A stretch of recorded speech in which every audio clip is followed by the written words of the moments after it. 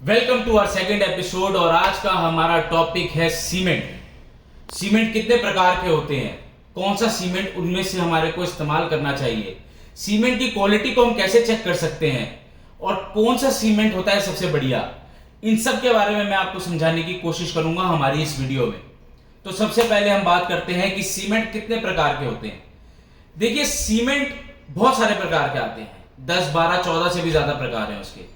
LHC, RHC, SRC, कई तरीके के।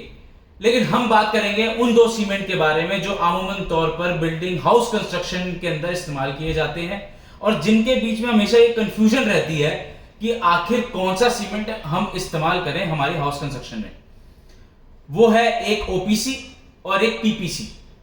OPC यानी कि ordinary Portland cement and PPC Portland pozzolana cement. ये दो तरीके के अलग अलग सीमेंट होते हैं। हम बात करते हैं OPC सीमेंट की। देखिए, OPC के अंदर 3 ग्रेड आते हैं, एक होता है ग्रेड 33, एक 43 और एक ग्रेड 53। हम ज्यादा डेप्थ में नहीं जाएंगे, ग्रेड 53 अच्छा होता है और हमें वही इस्तेमाल करना चाहिए। 33 और 43 के कंपैरेटिवली ज्यादा अच्छी कंप्रेसिव स्ट्रेंथ होती है आफ्टर 28 डेज ग्रेड 53 OPC की। वहीं दूसरी तरफ अगर मैं बात करूं PPC सीमेंट की, तो PPC is all pervasive. PPC में कोई ग्रेडिंग सिस्टम नहीं होता, PPC एक ही तरीके का आता है आप जब लेने जाएंगे। PPC सीमेंट के अंदर फ्लाई ऐश यूज होती है। फ्लाई ऐश यानी कोयले की राख। अब इसके पीछे भी एक इंटरेस्टिंग कहानी है, आइए 2 मिनट के लिए थोड़ा हिस्ट्री में चलते हैं। OPC सीमेंट के अंदर चूने का इस्तेमाल होता था जो कि काफी हानिकारक भी था, और साथ ही साथ चूना एक नेचुरल रिसोर्स जो दिन प्रतिदिन जिसके पहाड़ जो है खत्म होते जा रहे थे। ऐसे में चैलेंज था कि आने वाले टाइम के अंदर OPC को हम सरवाइव किस तरीके से करवा पाएंगे। अब चलते हैं दूसरी तरफ। बिजली बनाने में कोयले का इस्तेमाल होता था और कोयले की राख को डंप कर दिया जाता था। उस राख को नदी में, समंदर में या कूड़े के ढेर के साथ ही डाल दिया जाता था, छोड़ दिया जाता था। और ऐसे में ही साइंटिस्ट आए, उन्होंने अपना दिमाग लगाया और हमारे सामने ले आए PPC सीमेंट। PPC सीमेंट में सिर्फ फ्लाई ऐश ही नहीं बल्कि वॉल्केनिक ऐश का भी इस्तेमाल किया जाता है। अगर मैं कंप्रेसिव स्ट्रेंथ की बात करूं तो PPC की कंप्रेसिव स्ट्रेंथ OPC के कंपैरेटिवली ज्यादा अच्छी होती है, ज्यादा मजबूत होती है। कॉस्ट में OPC PPC से ज्यादा है, उसकी कॉस्ट ज्यादा है।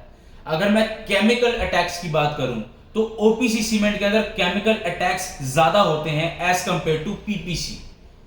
केमिकल अटैक्स जिसके अंदर सबसे कॉमन है सल्फेट अटैक। आपने देखा होगा आपके पुराने मकानों के अंदर दीवार के ऊपर वो सफेद रंग की पपड़ी सी बन जाती थी, बड़ी अजीब सी, भद्दी सी।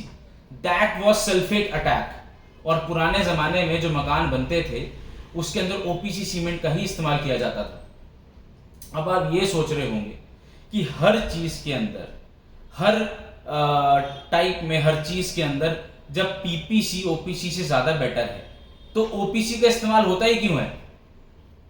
देखिए, OPC सीमेंट का एक बहुत ही मेन कैरेक्टरिस्टिक है, वो है कि OPC सीमेंट जल्दी सेट होता है।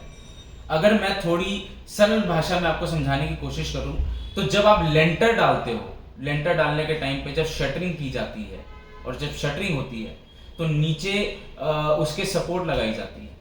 अगर आप OPC सीमेंट का इस्तेमाल करके लेंटर डालते हो तो नीचे की जो सपोर्ट है उसको आप 5 से 7 दिन के अंदर हटा सकते हो, जबकि PPC सीमेंट के अंदर वही ड्यूरेशन बढ़ के 15 से 20 दिन हो जाता है। अब अगर काम को फटाफट कराना है, जल्दी जल्दी कराना है, तो वहां पर OPC सीमेंट का इस्तेमाल होगा।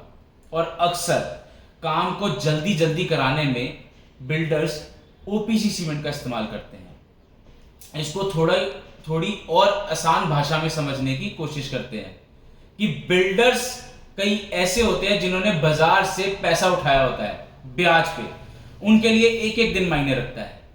इसलिए वो इस काम को, इस प्रोजेक्ट को, उनका मोटिव यही होता है कि जल्दी से जल्दी इस प्रोजेक्ट को कंप्लीट करे, क्लाइंट को प्रोजेक्ट हैंड ओवर करे और अपने पैसे इनकैश करे।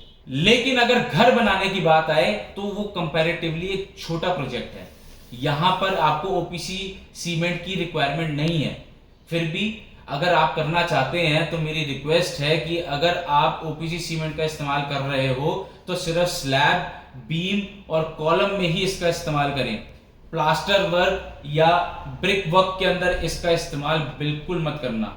और जो आप कॉलम, बीम, स्लैब के अंदर इसका इस्तेमाल करोगे, भाई साहब तराई डबल करनी पड़ेगी, पूरा पानी डालना पड़ेगा टाइम टू टाइम, खूब पानी पिलाना पड़ेगा, वरना बहुत ही ज्यादा मोटे मोटे क्रैक्स भी आ जाते हैं, क्योंकि ये सीमेंट बहुत हार्ड होता है।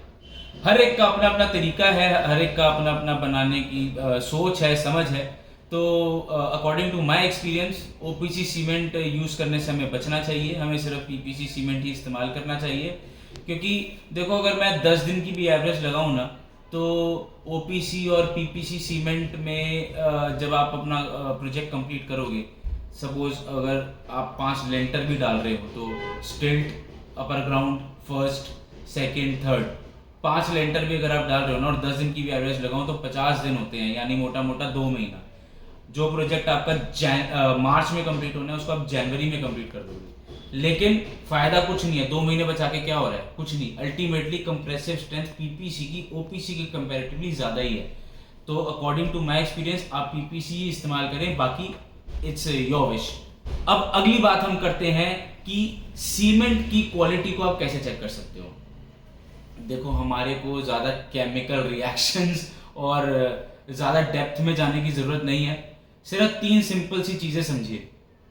पहला, जब सीमेंट आपकी साइड पे आए तो जो बैग हो वो अलग अलग जगह से कटा फटा नहीं होना चाहिए, मतलब उसके अंदर पूरा हर जगह से वो पूरा पैक होना चाहिए, कहीं से भी पानी के कांटेक्ट में नहीं आना चाहिए आपका सीमेंट। अल्टीमेटली जो हमारा मेन मोटिव है वो यही है कि पानी के अटैक को सीमेंट पे होने से बचाना। तो हर जगह से पूरा कवर्ड होना चाहिए, कहीं से कटा फटा नहीं होना चाहिए।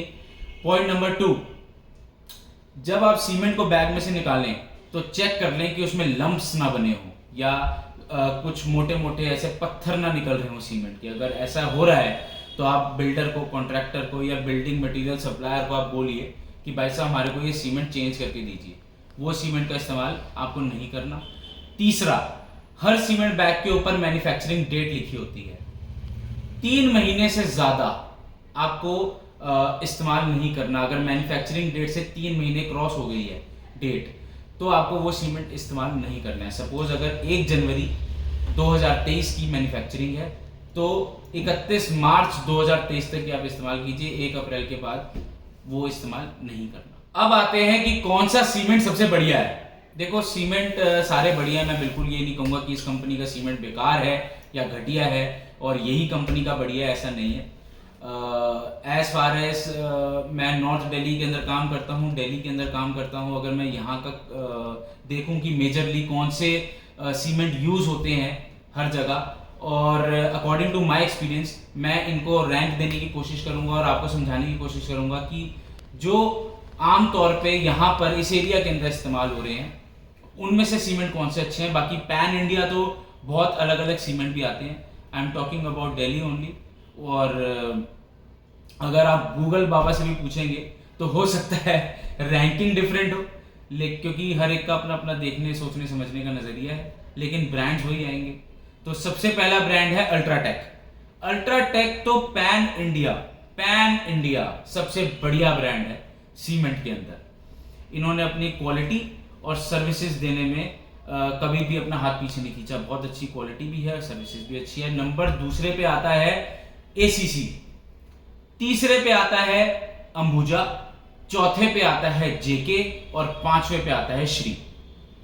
तो हो सकता है आपकी या किसी की जो है रैंकिंग थोड़ी डिफर हो मेरे से, हो सकता है आप इसमें से कई ब्रांड, 1-2 ब्रांड को हटा के कोई एक आधा और ऐड करना चाहते हो, ये आपकी चॉइस है, मैं इसमें कुछ बोलूंगा नहीं। लेकिन according to my experience these are the 5 rankings of top 5 cement brands. तो ये बात थी सीमेंट की।